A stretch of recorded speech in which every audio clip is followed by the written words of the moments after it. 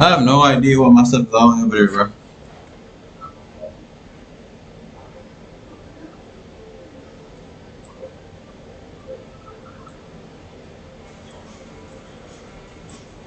Oh, I know why.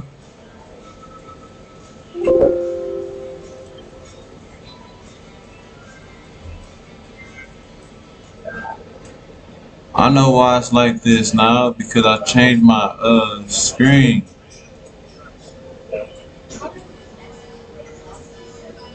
So it's a lot smaller now.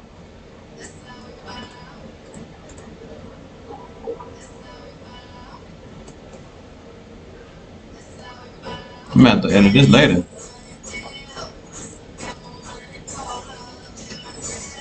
Let me turn this down.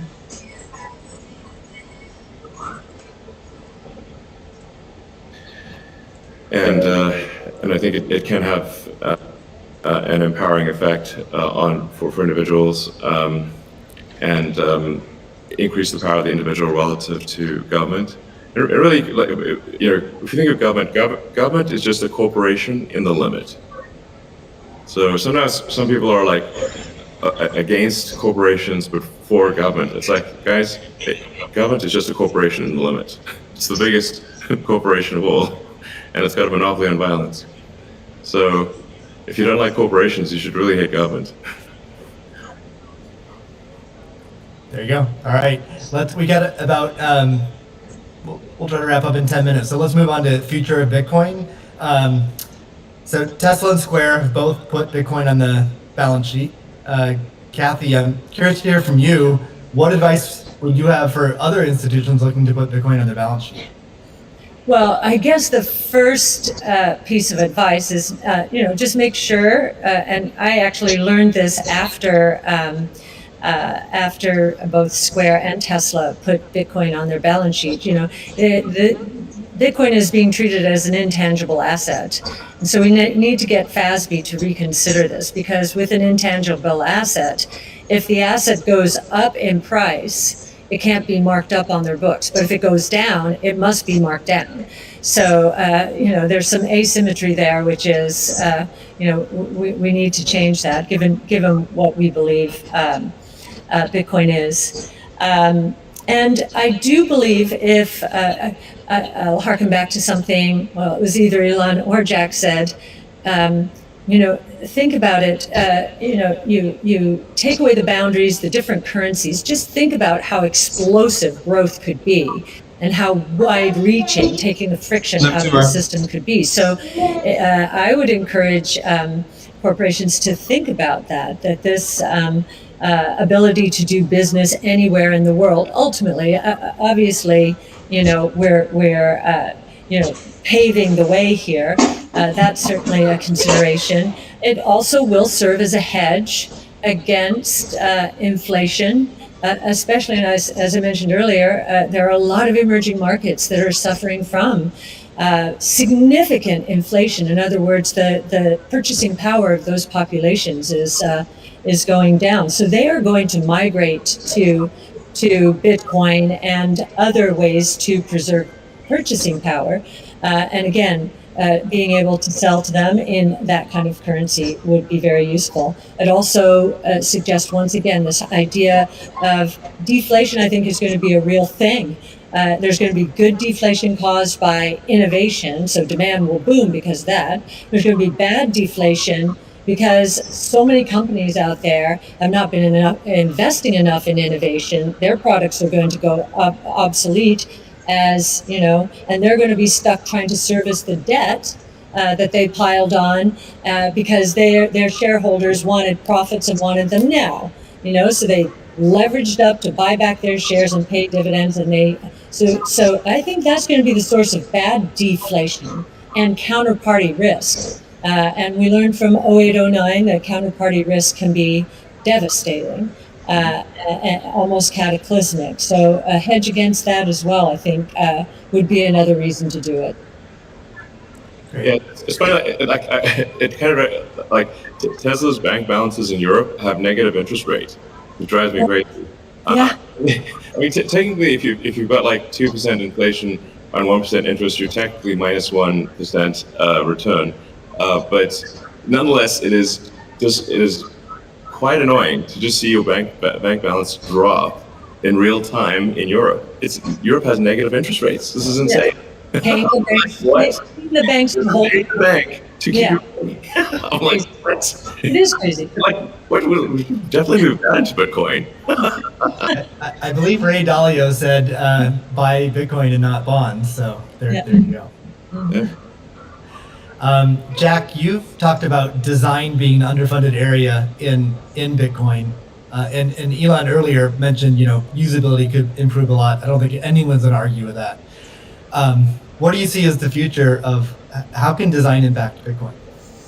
Yeah, I mean, I think that the Bitcoin network is beautifully designed as a protocol in the way it works. I mean, it went after a single problem and it does in an absolutely astounding way.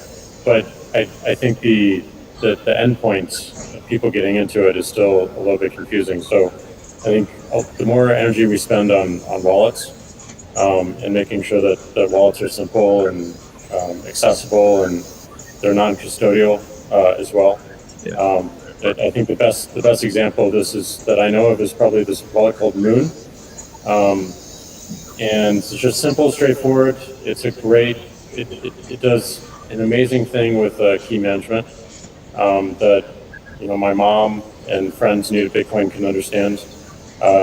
Does amazing in storage, and it also has a very clever implementation of Lightning, so that you can use it in a transactional way without having to think about it. Just with QR codes in a way that makes sense. So more work like that, I think, really brings us forward. Great. Let's wrap things up with a final question for each of you. I guess what is your hope for Bitcoin? How it can impact the world? Let's see, Elon, do you wanna start with that? So what's your hope? What's your hope for Bitcoin? Well, my hope for I guess crypto in general is that it can improve the efficiency of the information system that we call money. So if the core efficiency of money is improved and and money has less error, where like I said, error is like any kind of government interference or fraud or anything like that, this will naturally lead to basically a better standard of living and more power to the individual, which I very much agree with. Kathy? Yeah, and I would segue from what Elon just said is, money has powerful network effect qualities. And so, we talked about ESG earlier. I think that, of course, that aspiration, having, this money be the best from an ESG point of view. That's really talking about solving some of the world's problems right now, which we definitely want to do. But I also am very excited about this idea of network effect and the convergence of blockchain technology and artificial intelligence from a technology point of view. I think, think about the internet in the earliest days. We couldn't imagine what was going to happen, but the impetus to growth was pretty incredible. So I am looking at this rules-based monetary policy, making for better lives around the world, as we've just said. But I'm also looking at the technology itself and the convergence between blockchain technology and artificial intelligence, to change the world in ways that we cannot imagine right now. Solving even more problems, but creating more opportunities as well, which is the history of technology and disruptive innovation. Jack, what's your hope for Bitcoin? My hope is that it creates world peace or helps create world peace. I mean, Elon said it earlier, we have all these monopolies of violence and the individual doesn't have power. And the amount of cost and distraction that comes from our monetary system today is real, and it takes away attention from the bigger problems. Some of the bigger problems that Elon is trying to solve, like get us to a multi-planetary humanity. All these distractions that we have to deal with on a daily basis take away from those bigger goals that affect every single person on this planet, increasingly so. So, it may sound a little bit ridiculous, but like you fix that foundational level, and everything above it improves in such a dramatic way. So I literally had to it's going fix to be my long lock term, screen, but and my I hope was is, saying, I don't know what the definitely heck's peace. going on. Now it worked since I changed the Fantastic. frames. Well, I'd like to thank all three of you for giving us your time today. It's been a fantastic conversation. Thank you to the audience for tuning in. The B word is not just this discussion, but we have a lineup of incredible speakers and content. So I encourage everyone to check it out. Thank you very much. All right, thanks. Thank you all.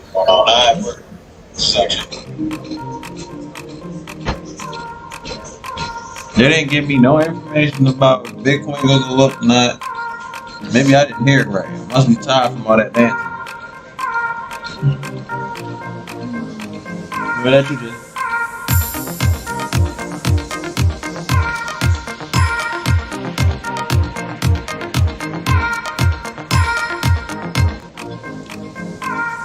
Man, when I tell you I was tired, I felt like I was gonna faint. It's good. I usually don't do dances or nothing like that, but it's kind of random. I ain't gonna lie. Like I said, I had to fix the live stream. It was real bad. It was lagging, so I had to switch the settings.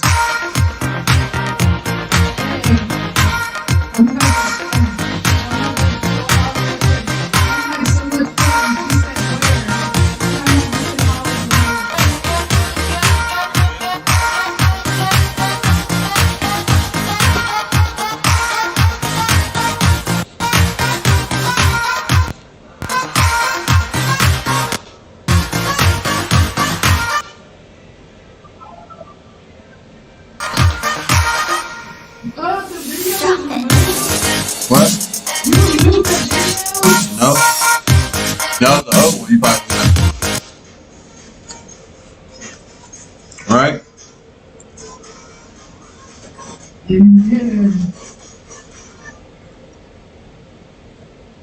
No, it's gone. Oh.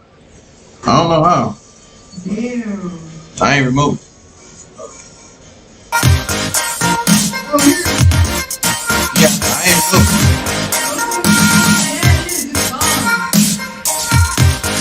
It's Asking gone. each of you a question, which is Oh.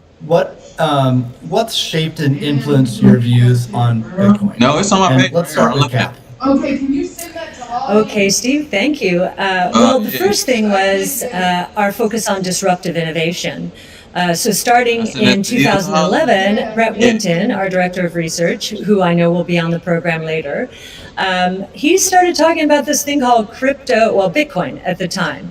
And it was a curiosity as we were doing our brainstorms in research, but as we learned more about this open source ecosystem, that might fulfill the role of the payment system that the internet neglected to build into the system, not expecting commerce. We thought, this might be something.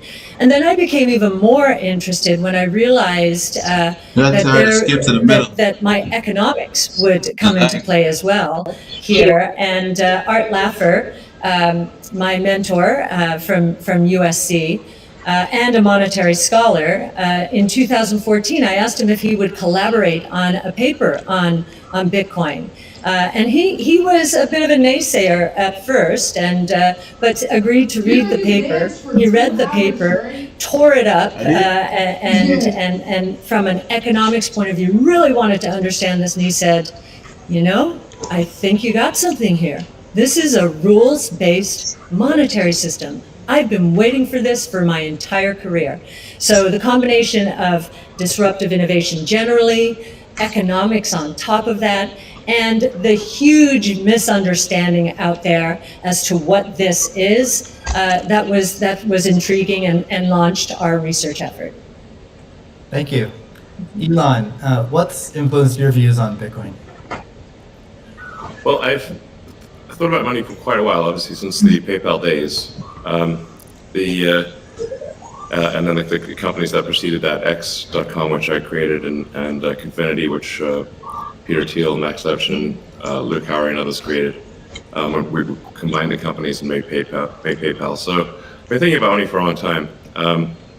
And really, it's best to think of money as an information system, primarily an information system for labor allocation.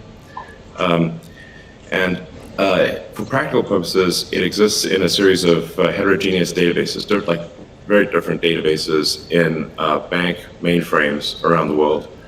It moves quite slowly in reality. It seems to move fast sometimes, and it does with PayPal, which is real time. But the vast majority of the systems out there are batch processing. So the actual reconciliation may take 1 to 5 business days, sometimes longer. And you have the ACH system, which is ancient and still in operation, which allows transfers effectively like a check would be an ACH transfer, but it's not secure.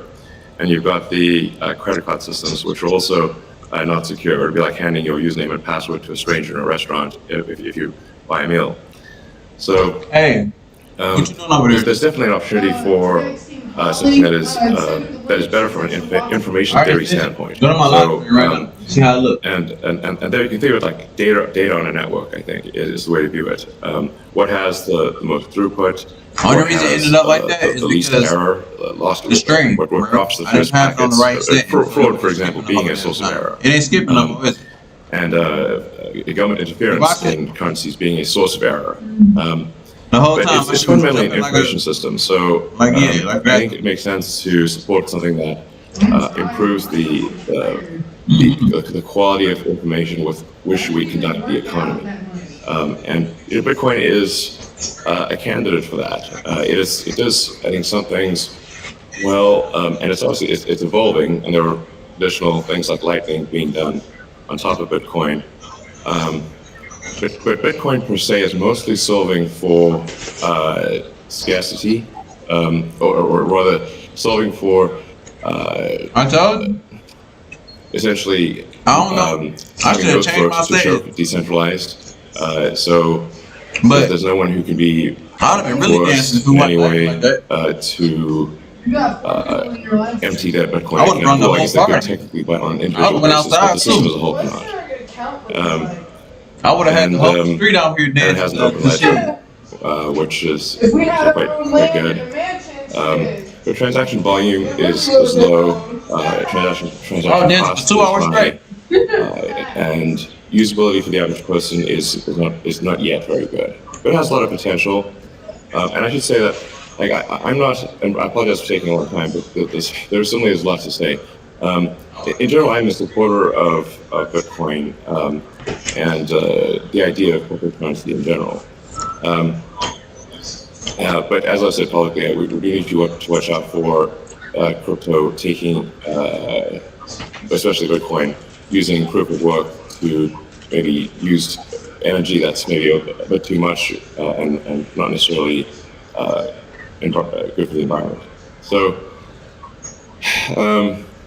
but on balance, I support Bitcoin, and I'm not an investor. The only publicly traded stock I own is Tesla. And I was so the lit, I only didn't want to stop. significant thing I own outside of Tesla is my SpaceX stock. I was hyped in the mud too, boy. I did not want to. Help create both companies. So, but apart from that, I do own Bitcoin, and Tesla owns Bitcoin, SpaceX owns Bitcoin, and then I do personally own a bit of Ethereum and Dogecoin, of course. So. Okay, great, thank you. And we'll get into some of those issues in more depth as well. Jack, how about you? What shaped your views of Bitcoin?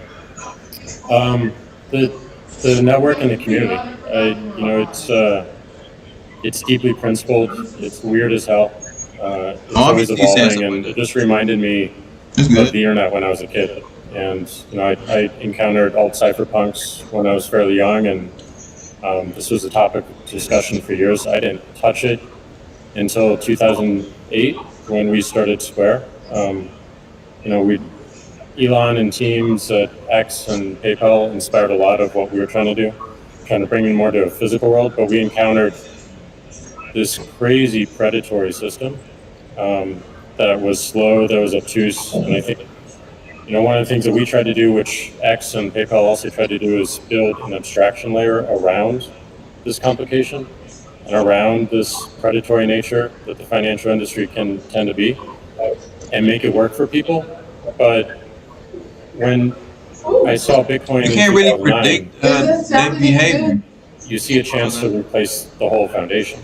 And everything that Elon was talking about in terms of ACH and the credit card networks were built with very different agendas in a very different time frame, and it's crazy that they still exist and they have scaled, but they just are not relevant to today, and they're certainly not relevant to the future, especially when you consider the entire world and countries like Nigeria or Ghana or India and its interconnection with countries like the United States and Canada and all over Europe. So what really drove my thinking and drives my passion around it is, like, if the internet gets a chance to get a native currency, what will that be? And to me, it's Bitcoin because of those principles, A because native of that currency? creation I story, thought because Sierra was of already a native currency. its resilience, because of the number of tests it's been. But what inspires me the most is just the community driving it. It just reminds me of the early internet. It's the only reason that I have a career, because I learned so much from people like who are building Bitcoin today, and I continue to learn in that sense, and I'm so grateful for it. So that's a good segue into the next question I'd like to ask you, Jack. Is you said before that Bitcoin changes everything. Can you speak more to that? Well, I just think that a lot of what we experience in life, when you really get down to the foundation, a lot of our monetary policies, a lot of our monetary systems cause so much distraction and so much cost. And when you get to a system where you have the potential for people to truly own it, they can verify it themselves. You don't have to have trust going in. You don't have to trust it at all. You can verify it through source code or whatever your appetite is. And that any particular person can help drive the future of it. And at the same time, it's not controlled by any state. It's not controlled by any bank. It's not controlled by any corporation. And these three parties of people who participate in the network, people who mine, and also the developers, constantly debating the correct roadmap and the way forward, is a beautiful thing. And I don't know of many other consensus-based models that have existed at that scale for this long with this amount of success, and we're still fairly early. So when I met a woman in Ethiopia 2 years ago, and she was trying to create the lift for Ethiopia. Elon, I think I reached out to you at that time as well, because she really wanted some Teslas. She still has to take paper fiat cash from her passengers and pay all of her drivers in the same way, because there's no monetary system that she can utilize. There's nothing digital. And Africa as a continent is hugely interconnected from a monetary standpoint, but also hugely taxed in that same way. So a lot of the potential that I see, the internet having a native currency, helps her build her business in a much faster way. And also, if you consider something like Bitcoin existing before YouTube, before Twitter, before Facebook, a lot of the business models that we have today would not be the same. We would certainly not have the dependency we have upon the advertising business model if Bitcoin existed pre-Twitter. And I think the amount of business models that it enables, the amount of innovation it enables going forward, especially when you can consider the whole internet instead of going country by country by country by country, which you have to whenever you're doing with finance, it really just opens the aperture. And that is what I want to see in my lifetime, is a currency that is standard and sound for the internet that everyone can use. Look at the ball. a hallmark of Bitcoin is its fixed supply of 21 million coins. Elon referenced that earlier. It may be the first system that humans have created that humans cannot later change. Kathy, I'm curious, with your background in monetary history and macroeconomics, what are your thoughts on that type of system? Oh, well, I'll recount the story about Art Laffer and our going through the paper. And he said, as I said, first rules-based monetary system, and I'll be global, again. ever. I'm gonna get ready This to is play some, a very big along with idea. my dog. Once we had convinced him Y'all have a of great the day. of and the hopefully I can ecosystem make an even better itself. video. Now, this I'm is just going to see you the later. role that it's playing, given that the rule is a quantity rule, that 21 million units, is really a store of value role. So there are three roles of money.